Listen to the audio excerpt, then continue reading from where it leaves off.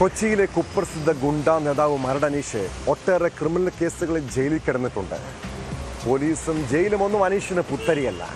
എന്നാൽ ഏറ്റവും ഒടുവിൽ അയാൾ അകത്തായത് സ്പാ ഉടമയെ ഭീഷണിപ്പെടുത്തി പണം തട്ടാൻ ശ്രമിച്ചെന്ന പരാതിയിലാണ്. എന്താണ് ആ പരാതിയുടെയും കേസിൻ്റെയും വസ്തുത?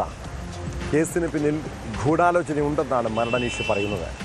ഒരു തെളിവുമില്ലാതെ പോലീസ് സ്പാ ഉടമയുമായി ചേർന്ന് ഗൂഢാലോചന നടത്തുകയായിരുന്നുവെന്നാണ് ആരോപണം. കോടതിയിൽ ഹാജരാക്കിയ അനീഷിനെയും കൂട്ടുപ്രതികളെയും ഒരു ദിവസത്തേക്ക് പോലീസ് കസ്റ്റഡിയിൽ വിട്ടു.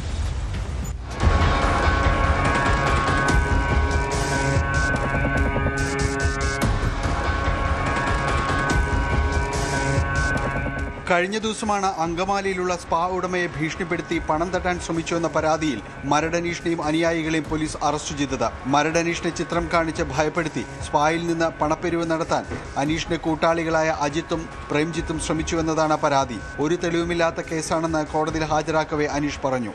നിങ്ങളല്ലേ അന്വേഷിക്കേണ്ടതിനെ പറ്റി? ഇതിലിപ്പോ എന്റെ ഫോട്ടോ കാണിച്ച് ഭീഷണിപ്പെടുത്തിയെന്ന് പറഞ്ഞു. അതിനെന്തിനാ എന്നെ കസ്റ്റഡി പോലും എടുക്കണം? എന്തിനാ? അത് നാണം കെടുത്താനല്ലേ? പോലീസും സ്പാ ഉടമകളും ചേർന്ന് നടത്തിയ ഗൂഢാലോചനയാണ് കേസെന്ന് അനീഷിന്റെ അഭിഭാഷകൻ ഷമീൽ പറഞ്ഞു. ഈ സ്പാ അനധികൃതമായിട്ടുണ്ടാക്കുന്നതാണോ?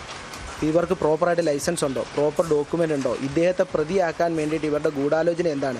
ഗൂഢാലോചന ഈസ് വെരി മച്ച് സ്പെസിഫിക്.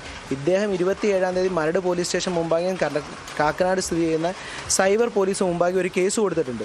ആ കേസിനകത്ത് പറഞ്ഞിരിക്കുന്നത് ഇതുപോലുള്ള ഇൻസ്റ്റാ മാനിയക്കുകൾ ഉണ്ടാക്കുന്ന പൈസകൾ ഇതുപോലുള്ള സ്പായ്ക്കും ഡ്രഗ് ആക്ടിവിറ്റിക്കും വേണ്ടിയിട്ട് ഈ എറണാകുളം പോലുള്ള ടൗണിൽ ഇതാക്കാനാണ്. അതിനകത്ത് സ്പാ ആക്ടിവിറ്റിയിൽ പറഞ്ഞിരിക്കുന്ന ഒരു പ്രതിയാണ് ഈ കേസിലെ ഡിഫാക്ടോ കംപ്ലൈൻറ്റ്. അങ്കമാലി മജിസ്ട്രേറ്റ് കോടതിയിൽ ഹാജരാക്കിയ അനീഷ് മറ്റ് പ്രതികളെയും ഒരു ദിവസത്തേക്ക് പോലീസ് കസ്റ്റഡിയിൽ വിട്ടുകൊടുത്തു. സംഭവത്തിന് ശേഷം സ്പാ ഉടമയെ ഭീഷണിപ്പെടുത്തിയെന്ന പരാതിക്ക് ശേഷം മൈസൂരിലേക്ക് കടക്കാൻ ശ്രമിക്കവെയാണ് അനീഷും സംഘവും തൃശൂരിൽ വെച്ച് പിടിയിലാകുന്നത്.